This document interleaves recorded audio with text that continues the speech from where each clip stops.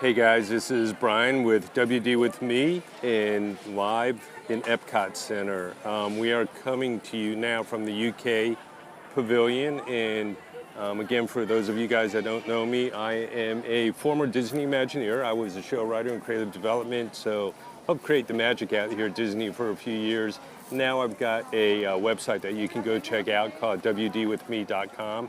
So please check that out. Been scoping from the parks all day today, and hopefully giving you guys a little bit of an inside look at some of the theming and architecture and design at the parks, you know, stuff that you guys wouldn't normally see. And my battery is starting to run low, so hopefully I can squeeze out a couple more scopes.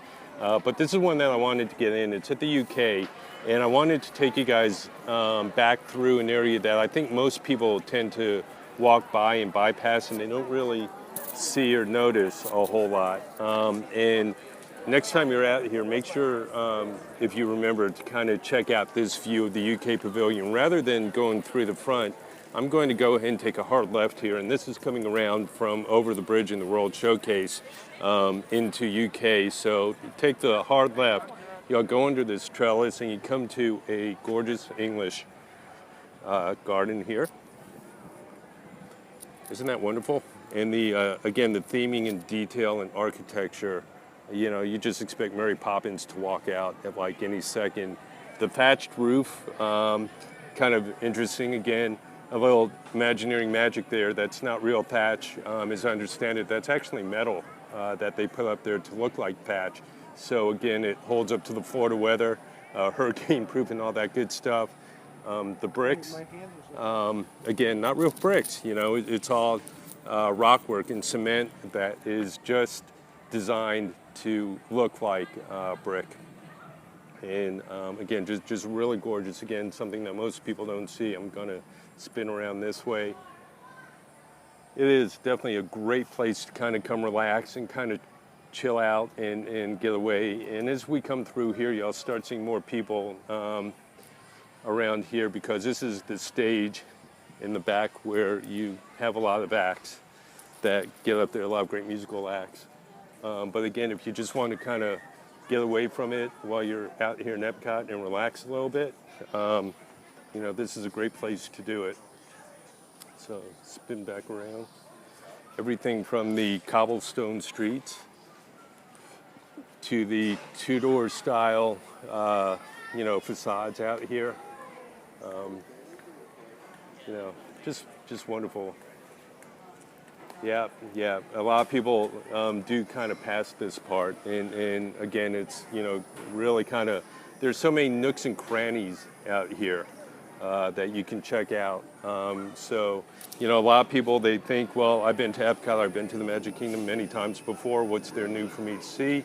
And you know, there are always places to go and things to do out here that you have probably missed before. But again, you know, you step back here and it just kind of takes you as far away from Orlando as you can go.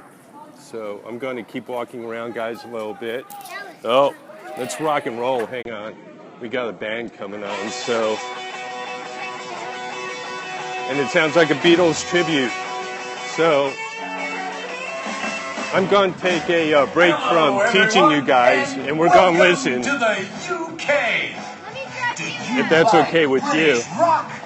Well, get ready. Thanks, guys. For I appreciate the comments. Revolution I've been with the enjoying great it. Hits from the Stones, the Beatles, Pink Floyd, Wings, the Who. No, teach. Elton John, You want me to teach the instead? You don't want to Police, listen to the. Led Zeppelin, Duran Duran, Okay. and all Hang on. of your favorites. Hang on, guys. I'm going And to go now, up here. Please welcome British Revolution. Let's check these guys out, see what they have to say. Hang on. We have British Revolution, bringing you the greatest Except for British Banksy. rock. Like this song from The Who, Won't Get Fooled Again.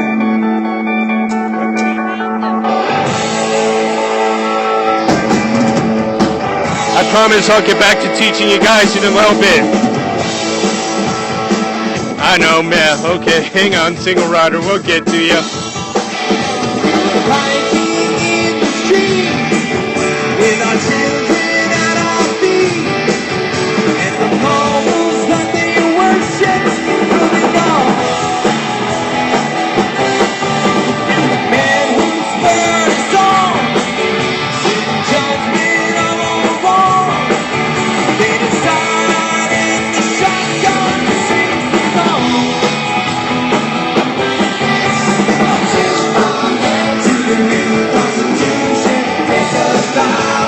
Not a bad cover band, huh?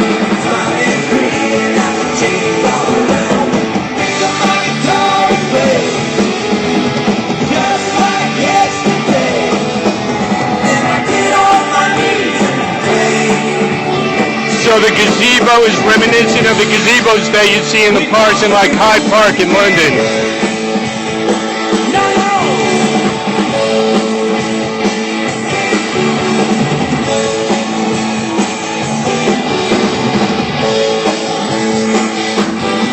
Alright guys, I'm coming back up before my eyes start to bleed, before my ears start to bleed a little bit.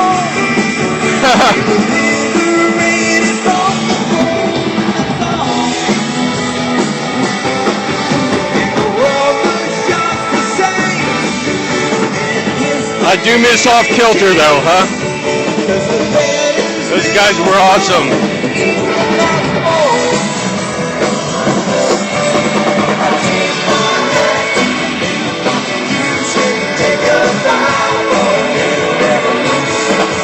Alright guys, my battery's starting to get low, so I'm going to spin around and continue with the tour for a little bit.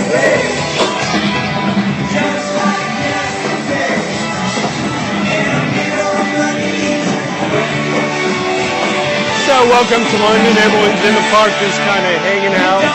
If you're just joining us, we are live from London. And everyone's hanging out in Hyde Park here just checking out the band.